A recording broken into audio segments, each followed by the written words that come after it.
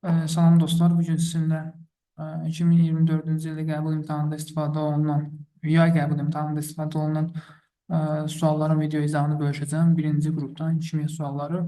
61-ci sualdan başlayaq. Bizə 3 metal verilib, dəmir, alüminium və maqnezium metalları və onların duru sulfat turşusunun reaksiyasından ayrılan hidrogenin həcmini litrlə tapmaq tələb olunur. Və burada təbii ki, metalların hər biri 1 mol miqdarında götürülüb. Və biz də qayda olaraq bilirik ki, metalların 1 molunun duru turşularla reaksiyasından, DT yazıram, yəni duru turşularla reaksiyasından öz valentliyinin yarısı qədər deməli, hidrogen qazı ayrılır. 1 mol metal duru turşu ilə reaksiyadan öz valentliyinin yarısı qədər hidrogen qazını ayırır. Buradan da indi 1 mol metal götürsək, onda birincidə dəmir verdi bizə. Dəmirin duru sulfatla reaksiyasından dəmirin 2 valentli duzu alındığı üçün 2-nin yarısı 1 mol hidrogen qazı ayrılacaq. 1 mol hidrogen qazının həcmi bizdə 22,4 litrdir. Yəni C, B və A variantları düzgün variantlar deyil. Daha sonra ikincidə alüminium verilib. Alüminium 3 valentlidir. 3-ün yarısı 1,5 edir. 1,5 mol hidrogen qazının həcmi də 33,6 litrdir. Ən sonunda maqnezium 2 valentli duz əmələ gətirəcək. Deməli, 2-nin yarısı 1 edir. 1 mol hidrogen qazının həcmi də deməli 22,4 litr olmuş olacaq. Doğru cavab Y variantı. Növbəti sual 62-ci sual. Hansı halda yalnız qeyri-polyar kovalent rabitəli maddələr verilmişdir? Qeyri-polyar kovalent rabitə deməli, qeyri-polyar kovalent rabitə eyni növ element atomları, eyni növ qeyri-metal atomları arasında əmələ gəlir.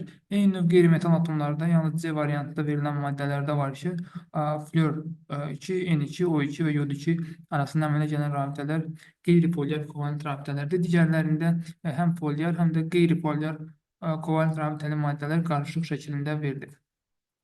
63-cü sualda hansı halda etil xloriddən deməli, butadiyen 1,3-ün alınması doğru göstərilmişdir deyilir. Etil xloriddən butadiyen 1,3-ün alınması doğru göstərilir. Deməli, etil xlorid verilib bizə. Üzərinə natrium gəldiyi zaman bu Wurtz reaksiyası çoxuşma ki, C4H10 alınır. Onun dehidrogenləşməsindən də, yəni butanın dehidrogenləşməsindən butadiyen 1,3 alıb. Baxaq, digərlərinə də baxaq. Burada deməli, sinklə reaksiyası verilib. Etil xlorid deyil bu. Bu etil xlorid deyil. B variantı yanlışdır. Deməli, sinklə reaksiyasını verib. Bu yanlış oldu. Deməli, kalium OH-la spirtdə məhlulundan deməli, alkin əmələ gələcək. Alkinlərin də alkin üzərinə alkan gələndə alınırmı? Elə bir şey yoxdur. Deməli, burada yenə alkin əmələ gəlir. Alkinlərin də deməli, belə bir reaksiyada yoxdur. Yəni, dimerləşmə demək bilmirəm. Y variantında yenə butan əmələ gəlir. Butandan C2H6 niyə çıxasan ki? Yəni bu da yanlışdır. Doğru cavab, ən doğru variant burada A variantı olmuş olacaq. Wurtz reaksiyası ilə alkan alır. Alkanı təzədən dehidrogenləşdirdiyi zamanda bu alkadiyen almış olacaq. 64-cü suala baxırıq. 64-cü sualda metanın 1500 dərəcədə deməli bizdə parçalanması verilir. Metanın 1500 dərəcədə parçalanmasından C2H2 plus H2 əmələ gəlirdi. Deməli, C2H2 plus H2 əmələ gəlirdi. C2H2-nin də hidrogenlə reaksiyasından C2H4 əmələ gəlmiş olacaq. Doğru cavab D variantı, B variantı olmuş olacaq. 65-ci sualda deməli, amonyakın mis oksidi, biraz yaxınlaşdırım, daha yaxından. Amonyakın mis oksidlə reaksiyası verilib ki, buradan da biz bilirik ki, N2 alınır, mis alınır, mouse sürüşür. Buradan deməli, N2 alınır, mis alınır, daha sonra bir də su alınır. Deməli, bizdə qaz halındadırsa, deməli, Z-imiz azotdur, bərk haldadırsa X-imiz misdir, may haldadırsa Y-imiz də sudur. X, Y, Z maddələrini müəyyənləşdirən X mis oldu, Y su oldu, Z-dəki azot olmuş oldu. Doğru cavab B variantı. Bu reaksiya azotun alınma reaksiyalarından biridir. 67-ci, yox, 66-cı sual. 66-cı sualda xlor 17 mənfi ionunda qısa elektron formunda göstərim deyilir. Xlor 17 mənfi ionunda 18 elektron olduğu üçün 18 elektronlu elektron konfigurasiya Y variantında verildiyi kimi olacaq. Xlor normal halda 17 elektronu var. Bir elektron da burada alıb 18 elektron olub. 18 elektrona uyğun elektron konfigurasiyada 3s2 3p6 şəklində olmuş olacaq. 67-ci sualda deməli hidrogen sülfidin tam yanması verilir. Neçə litr hidrogen sülfidi yandıqda 3600 kilojul istilik ayrılır deyilir. Baxaq. Deməli bizə 44,8 litr hidrogen sülfid yandığı zaman deməli mən mouse'um yaxşı yazmır. Yəni belə yazaq bunu. Deməli 44,8 litr 44,8 litr hidrogen sülfid yandığı zaman deməli bizdə 1200 kilojul səhv eləmirəmsə 1200 bəli, 1200 kilojul enerji ayrılır. Biz digər tərəfdən müəyyənləşdirməliyik ki, nəyi müəyyənləşdirməliyik deməli 3600 kilojul deməli x litr hidrogen sülfid yandığı zamanda deməli bizdə 3600 kilojul istilik ayrılmış olacaq. 3600 kilojul istilikdə deməli buradan ayrılmış olacaq. X-i tapdığımız zaman buradan deməli bu 3-ə vurulubsa, bu da 3-ə vurulub 634 litr, 134,4 litr doğru cavab alınmış olacaq. Tənasüb hesabladığımız zaman 134,4 litr alınmış olacaq. 68-ci suala baxırıq. 68-ci sualda duzlar verilib. Bizə əmələ gətirdiyi, məhlulda əmələ gətirdiyi ionların sayı, dissosiasiya dərəcəsi 100%-dir. Hidroliz qabiliyyəti müsbətdir. Baxaq onda. Deməli, hidroliz qabiliyyəti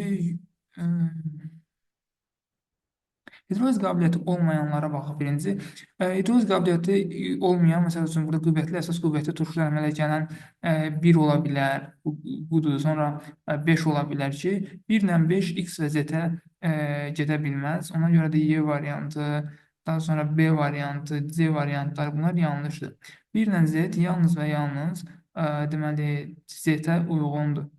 Deməli, D və A və D variantları qalmış oldu. İndi bizdə baxaq, deməli 5 Z-ə uyğundursa, 5 Z-ə uyğundursa, bunun dissosiasiyasından, dissosiasiya verilib də burada əmələ gətirdiyi ion deməli 2 ion əmələ gətirəcək. Əgər bu 2 ion əmələ gətirirsə, onda digərləri də 2 ion əmələ gətirməlidir. Onda digərlərinin əmələ gətirdiklərinə baxaq. Onda burada 2, 4 yoxsa 3, 4 verilib bizə. Burada bir seçim eləmək lazımdır. Burada doğru cavab deməli 2, 4, 3, 4 şəklində verilib. Maraqlı sualdır. Hidroliz qabiliyyəti alüminium xloriddə dəmir sulfatda verilib, bir də maqnezium sulfatı. Onda Y əgər maqnezium sulfatdırsa, Y əgər maqnezium sulfatdırsa, onda burada da eyni qaydada alüminium xlorid ola bilməz. Çünki ion sayı, burada 4 ion var. Bəli, ion sayına baxmadım, indi fikir verdim. Burada 4 ion əmələ gələcək. 1 alüminium, 3 xlor ionu əmələ gələcək ki, cəmi 4 ion əmələ gələcək. Bizə 2 ion əmələ gəlməlidir. İkinci variantda 1 dəmir, 1 sulfat ionu əmələ gəldiyi üçün burada cəmi 2 ion əmələ gələcək. Doğru cavab 2, 4, deməli 5 şəklində olacaq. D variantı. 69-cu sualda müəyyən temperaturda 100 qram suda 25 qram maddə tam həll olaraq doymuş məhlul əmələ gətirir. Həmin temperaturda maddənin hansı qatlıqda məhlullarını hazırlamaq olar deyilir. 100 qram suda 25 qram maddə tam həll olaraq doymuş məhlul əmələ gətirir. Həmin 100 qram suda əgər 25 qram biz duz həll edə biliriksə, və doymuş məhlul əmələ gəlirsə, hansı qatlıqda məhlullarını hazırlamaq olar. Onda 100-ün 25%-ni tapdığımız zaman, yox, 100 suda deyirsə, onda məhlulumuz cəmi 125 qramdır. 125 qramın da 25 qramı duzdursa, onu da 100-ə vurub, deməli, buradan faizi tapsaq 20% olmuş olacaq. Hansı qatlıqlı məhlullarını hazırlamaq olar deyilirsə, əgər 25-dən kiçik olan ədədlər olacaq təbii ki, çünki 20-dən daha doğrusu kiçik ədədlər olacaq, çünki 30% məhlul hazırlamaq üçün buraya əlavə olaraq duz əlavə etmək lazımdır ki, 30% məhlul alınsın. Amma doymuş məhlul alınır artıq. Çünki burada əlavə olaraq biz deməli, məhlulda olan qatlıqdan istifadə etməklə, bizə verilənlərdən istifadə etməklə 5 və yaxud da 10%li deməli, məhlullar hazırlaya bilərik. Məsəl üçün, əgər 5% məhlul hazırlasaq, 100 qram suda 100 qram suda müəyyən miqdarda, bu 25-in hamısını yox, müəyyən bir miqdarını həll edirik ki, orada 5%-li məhlul əmələ gəlsin. 70-ci sualda natrium yodid kristalının tam çözərdilməsindən bu qədər su alınır. Kristaldiratın formulunu müəyyən edin. Deməli, natrium yodid verilib bizə. Deməli, 70-ci sualda deyib baxırdıq ki, natrium yodid kristaldiratının çözərdilməsindən bu qədər su alınır. Əgər 18,6-dan burada bir dənə deməli, ağ lövhə açaq, daha sonra yazıq səliqəli şəkildə.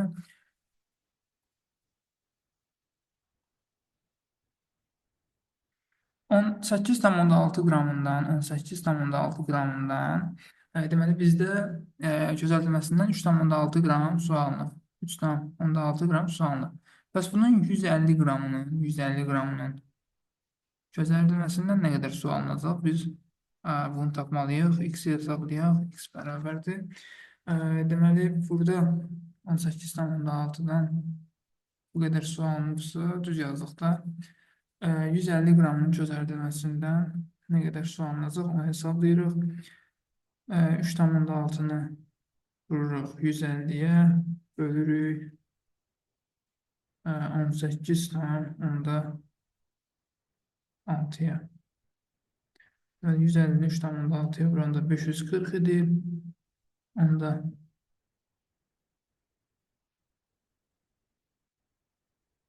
deməli burada 18,6 bizə verilən natrium yodid kristalının kütləsidir. Onda bu tənasüb əslində düz olmaz burada həqiqətən də. Çünki biz kristaldiratın özünün kütləsi ilə tənasübü düz qura bilməyəcəyik.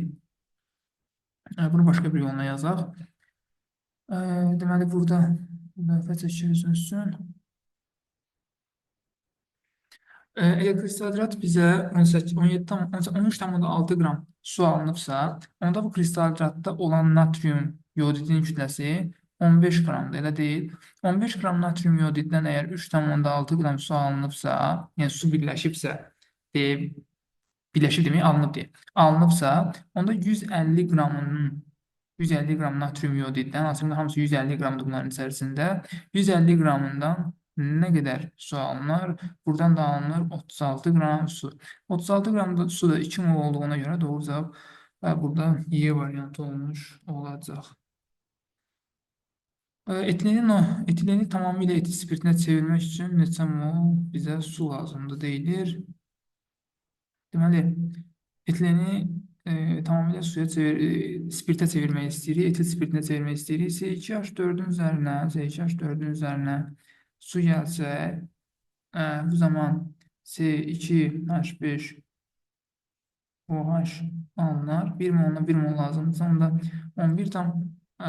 onda 2 litrinə də 0,5 mol su lazım olmuş olacaq. Karbohidrogen molekulunda karbon və hidrogen atomlarının sayları nisbəti 1/3 kimi olduğunu bilərək formulu müəyyənləşdirin. Karbonun sayının hidrogenin sayına olan nisbəti 1-in 3-dədirsə, onda burada doğru cavab D variantıdır. Çünki 2 karbonun 6 hidrogen olan nisbəti bizə yenə də 1-in 3-ə olan nisbətini verəcək. Burada doğru cavab D variantıdır. Deməli, 73-cü sualda butadiyen, stirol, kauçuk almaq üçün hansı monomerlərdən istifadə olunur? Adından da göründüyü kimi butadiyen isə burada divinirdən istifadə olunur və stirolsa butadiyen, stirol deyir bizə. Butadiyen, stirolsa onda vinil benzonla divinil ilə olacaq. Doğru cavab C variantı. Deməli, 73-də doğru cavab C variantı. 74-də baxırıq. 74-də termik parçalanma məhsullarından biri verilib bizə. Deməli, metal, duz, metal oksidi. Nitratların parçalanmasında bunu öyrənmişdik. Dedik ki, nitratların müxtəlif parçalanma reaksiyaları var. Əgər metal alınırsa parçalanma reaksiyasında, deməli, burada pasiv metallardır. X pasiv metalın nitratı olmalıdır. Mis nitrat pasiv metalın nitratı olsa da parçalanması orta aktiv metalların nitratları kimi gedir. Yəni, metal oksidi alınırdı. Bu da yanlışdır. Deməli, Y-də duz alınır. Duz alınırsa aktiv metal nitratı olmalıdır. Məsələn, natrium nitrat, digərləri yanlışdır. Eyni zamanda metal oksidi alınırsa, az əvvəl dediyim kimi mis nitratda metal oksidi alınır. Burada doğru cavab A variantı olmuş olacaq. Deməli, 75-ci sualda hansı halda reaksiya məhsulları doğru göstərilməmişdir deyilir. Natrium karbonatın üzərinə H-klor gəldiyimiz zaman natrium klorid, karbon qazı və su alınır. Bu doğru reaksiyadır. Çünki klorid turşusu karbonat turşusunu onun duzundan çıxışdırıb çıxaracaq və hidrogen karbonat turşusu da əmələ gəlmir. Çünki burada karbonat turşusu davamsız olduğuna görə parçalanır karbon qazına və suya. Və daha sonra natrium hidrokarbonatın üzərinə natrium OH gəlinib, əsas gəlinib. Hidroduzun üzərinə əsas gəldiyimiz zaman normal duz alınır. Bu da doğrudur. Natrium hidrokarbonat parçalanıb natrium oksid, karbon qazı və suya.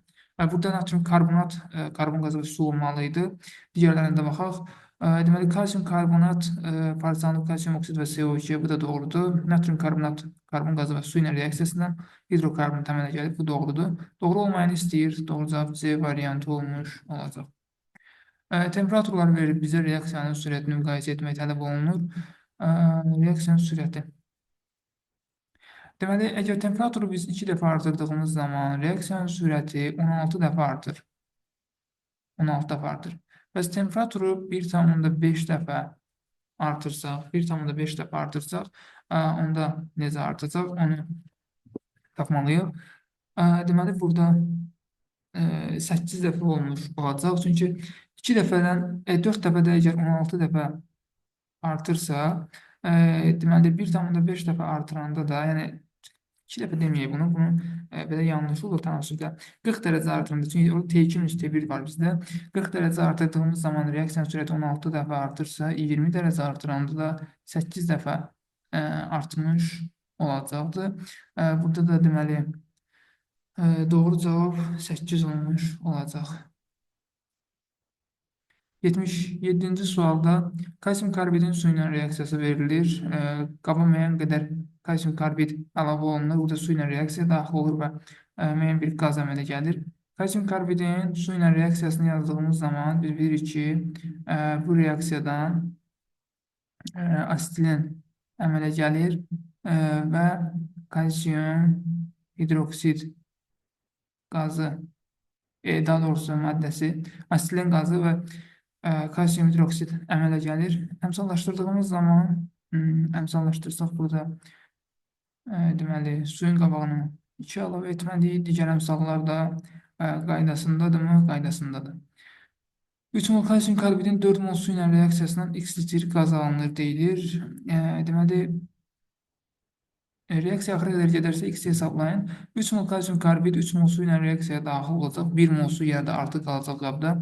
Nəticədə burada 3 molda C2, H2 əmələ gələcək. Doğru cavab Y variantı. Yəni 3 mol kalsium karbiddən 3 molda asitilin əmələ gələcək. 78-ci sualda hansı reaksiyada fosfor reduksiya edicidir deyilir. Burada oksidaşma dərəcələrinə baxırıq. A variantında fosfor müsbət 5-dən deməli, yenə də müsbət 5-ə gəlib. Burada oksidaşma dərəcəsi dəyişməyib. Deməli, A variantı deyil. B variantında fosforun oksidaşma dərəcəsi müsbət 5-dən yenə də müsbət 5-ə gəlib. Burada da dəyişməyib. C variantında müsbət 5-dən deməli 0-a gəlib. Müsbət 5-dən 0-a gəlibsə reduksiya edicidir. Daha doğrusu reduksiya olunur, oksidləşdiricidir. C variantı yanlışdır. D variantında müsbət 5-dən müsbət 5-ədir. Yəni bu yanlışdır. Y variantında mənfi 3-dən müsbət 5-ə gəlib. Burada artıq reduksiya edicidir. Doğru cavab Y variantı.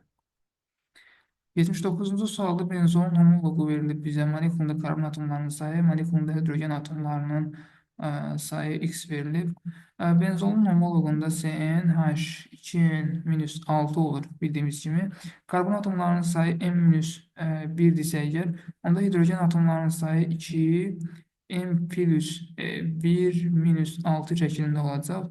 Onda 2n plus 2 minus 6, onda da 2n minus 4 almış olacaq bu bərabərsizlikdən. Doğru cavab A variantı.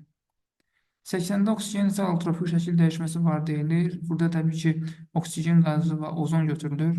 2 olacaq da doğru cavab. 81-ci sualda sirkə turşusunun molekulunda karboksil qrupunun kütlə payını tapmaq tələb olunur. Karboksil qrupunun kütlə payını tapmalıyıq. Sirkə turşusunun ilk öncə formulunu yazmalıyıq ki, orada verilən karboksil qrupunun kütlə payını da tapa bilək. CH3COH-dır bizdə sirkə turşusu OH. Bunun ümumi kütləsi 60-dır. Bu 60 qramın da, 60 qramın da deməli 15'ini daha doğrusu CH3 qrupu təşkil edir. Yerdə qalan 45'ini karboksil qrupu təşkil edir. Yəni karboksil qrupu dediyimiz hissə bu hissədir. Bunu da yüzdə vurduğumuz zaman deməli 4'də 3 75% alınmış olacaq. Doğru cavab D variantı. 82-ci sualda 90 qram suda neçə litr metanol həll etmək lazımdır ki, 40%li məhlul alınsın? Əgər 90 qram suda müəyyən metanol həll edib 40%li məhlul alırıqsa, onda həll etdiyimiz metanol 40%-dir. Yerdə qalan faiz də bizdə suyun faizidir. Yəni 60% sudur, 40% metanoldur. Əgər 60% 90 qramdırsa, suyun kütləsi 40 nə qədər olacaq? X, buradan da X bərabərdir 60 qram. Metanolun 1 molunun kütləsi 30 qramdırsa, onda 2 molunun kütləsi 60 qramdır. 2 molunun da həcmi 44,8 litr eləmiş olacaq. 83-cü sualda dəmir 2 sulfat məhluluna maqnezium lövhə daxil edilir. Reaksiyanın sonunda lövhənin kütləsi 8 qram artarsa, neçə qram dəmir alınar deyilir. İlk öncə reaksiyanı yazın. Deməli, dəmir 2 sulfat deyilir bizə. Magnezium lövhə daxil olunur. Dəmir 2 sulfat məhluluna magnezium lövhə daxil edildiyimiz zaman magnezium sulfat plus dəmir əmələ gəlir. Deməli, bu birləşmədən bu birləşməyə gəlib burada kütlə fərqinə baxa bilərikmi? Deməli, reaksiyanın kütləsi 8 qram artarsa, onda belə baxaydı buna. Neçə qram dəmir alınar deyir. Kütlə fərqi burada maqneziuma görə yaranır. 24 qram maqnezium, 24 qram dəmir metal lövhənin kütləsidir. 24 qram artdığı zaman 56 qram əgər dəmir əmələ gəlirsə, onda bizdə 8 qramından nə qədər dəmir əmələ gəlir? Bu tənasüb doğru olmadığı sanki bir dəqiqə. Burada dəmirə baxsaq, dəmir 56-dır. Belə bir tənasüb doğru olmadığına görə digər tərəfdən baxırıq. Kütlə artarsa, bunun kütləsini hesablasaq 56, 96 tam olaraq da deyil. Deməli, lövhənin tərkibində dəmir var, bir də maqnezium varsa, burada 56-dan 24 çıxdığımız zaman, 56-dan 24 çıxsaq qalacaq. Deməli, 32, düzdür. 32 qram kütlə artım baş verir. 32 qram kütlə artım baş verəndə 56 qram əgər dəmir əmələ gəlirsə, 8 qram kütlə artım baş verəndə də 14 qram dəmir əmələ gələcək. Burada doğru cavab olacaq 14. Kütlə artımı burada metalların birinin lövhəyə daxil olub, digərinin çıxması nəticəsində nəzərdə tutulur. 84-cü sualda misin duru sulfat turşusu ilə, duru nitrat turşusu ilə daha doğrusu reaksiyası yazmaq tələb olunur. Burada reduksiya edicinin verdiyi elektronların sayı, alınan uzunluğun sayı. Reduksiya edici verdiyi elektronların sayı burada 4 moldur. Onu nəzərdə saxlayaq, 4 moldur bu. İndi misin duru nitratla reaksiyasını yazaq. Mis plus HNO3 buradan əmələ gələcək mis NO3 deməli 2 plus duru olduğuna görə NO-dur. Reduksiya məhsulu plus su əmələ gəlir. Bunu əmsallaşdırsaq əgər burada deməli əmsalları yerinə yazmaq tələb olunur. Deməli, əmsalları yerinə qoyduq. Burada deyir ki, reduksiya edicisinin verdiyi elektronların sayı. Təbii ki, reduksiya edici burada bizdə misdir. Mis burada 0-dan müsbət 2-yə gəlib, ümumilikdə 6 elektron verib. 6 elektron verdiyi zaman, 6 mol elektron deyə, 6 mol elektron verdiyi zaman 3 mol duz alınırsa, bəs onda 4 mol deyək, 4 mol elektron verdiyi zaman nə qədər duz əmələ gələcək. Daha doğrusu bir dəqiqə burada əmsallara baxmırdıq. Burada 2 mol olmalıdır. 2 molundan əgər 3 mol, 2 mol elektron verəndə deməli 3 mol duz əmələ gəlirsə, 4 molundan da 6 mol əmələ gəlmiş olacaq. Burada əmsallara baxmırıq. Burada sadəcə 0-dan müsbət 2-yə gəlib, yəni 2 elektron verib, ümumilikdə də 2 mol elektron vermiş olacaq. Doğru cavab burada 6-dır. 4'ə baxdıq 85. Deməli, xlorun kalsium OH-la reaksiyasından 8 litr xlor qazı oksidləşir, reaksiya nəticəli xlor daxil olmuşdur. Xlorun kalsium OH-la reaksiyasını yazırıq.